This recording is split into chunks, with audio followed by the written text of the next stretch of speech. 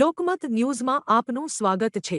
વડોદરા મહાનગરપાલિકા દ્વારા રહેણાંક મકાનોમાં પેઇંગ ગેસ્ટ રાખવાની વ્યવસ્થા અંગે મહત્વપૂર્ણ પરિપત્ર બહાર પાડવાની પ્રક્રિયા શરૂ કરવામાં આવી છે।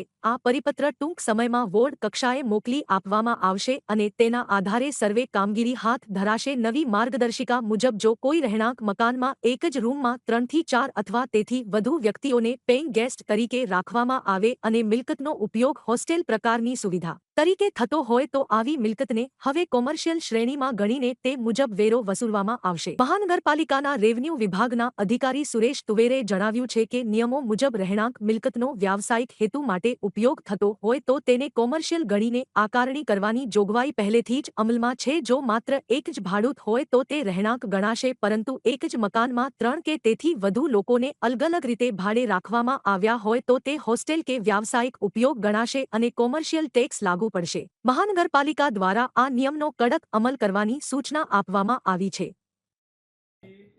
तो कॉमर्शियल तरीके जतो रहे એટલે જલ્દી ખબર ના પડે। સ્પેસિફિક એવો નંબર નથી આપ્યો। અચ્છા, કે આને પીજી ગણવા નહીં તો બહુ બધા એવા તો ક્રાઇટેરિયા બને। વડોદરા શહેરની અંદર જે રહેણાંક મિલકતો જે છે એને ભાડે આપવાના પ્રસંગે જો એક જ ફેમિલી એનો યુઝ કરતો હોય તો તેવા સંજોગોમાં ભાડુઆત તરીકેનો વેરો આકારણી કરવામાં આવતો નથી, એટલે કે રહેણાંક તરીકે જ આકારવામાં આવે છે।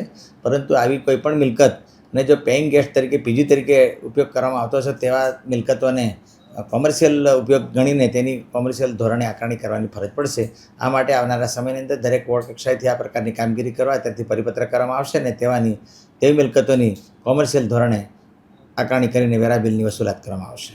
સર, કોઈ સર્વેની કામગીરી હાથ ધરવામાં આવી છે અથવા તો કોઈ કયા પ્રકારની સૂચના આપવામાં આ પ્રકારના રહેણાંક મિલકતોમાં જો કોમર્શિયલ એક્ટિવિટી થતી હશે, પીજી તરીકે ગણાતી હશે અને તો ઉપયોગ કરાતો હશે તો તેવા મિલકતોને હોસ્ટેલ તરીકે ગણીને આકારણી કરવાની નીતિ વડોદરા મહાનગરપાલિકા પ્રત્યેથી અમલમાં છે જ, પરંતુ ખાસ કરીને આને વધુ એક્સટેન્સિવલી કરી શકાય તે માટેથી એક અલગથી પરિપત્ર કરવામાં આવશે અને આવા મિલકતો આઈડેન્ટિફાઈ કરીને તેના કોમર્શિયલ ધોરણે આકારણી કરીને વેરા બિલ વજવણી કરવામાં આવશે। હાલ સુધીમાં કોર્પોરેશનની હેઠળ આવતી કેટલી કોઈ મિલકતો એવી ખરી છે પીજી હેઠળ રાખતા હોય ને જેમની પાસે આપણે વેરા વસૂલતા હોય? એ તો હવે વોર્ડ કક્ષાથી માહિતી મળી શકશે, પરંતુ આ સ્ટેન્ડિંગ ઓર્ડર છે ને આ કોઈપણ પ્રકારની મિલકતો જેમાં કોમર્શિયલ ઉપયોગ થતો હોય કે હોસ્ટેલ તરીકે ઉપયોગ થતો હોય તેમાં કોમર્શિયલ તરીકે આકારણી કરવાની નીતિ અમલમાં છે જ, પરંતુ વધારે આને એક્સટેન્સિવ કરવા માટે હવેથી પરિપત્ર કરવામાં આવશે। ક્રાઇટેરિયા શું હોય છે કે જે પીજીમાં જે રાખતા હોય એનું ક્રાઇટેરિયા શું હોય છે, એ લોકોનું પ્રોસેસ શું હોતી હોય છે કે સપોઝ કરાવવું હોય?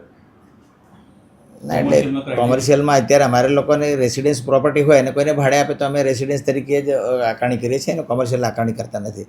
પરંતુ જો પીજી તરીકે ઉપયોગ કરતા હોય તો તેવા મિલકતોને આપણે એને હોસ્ટેલ તરીકે ઉપયોગ કરીને કોમર્શિયલ દ્વારા આકારણી કરીશું।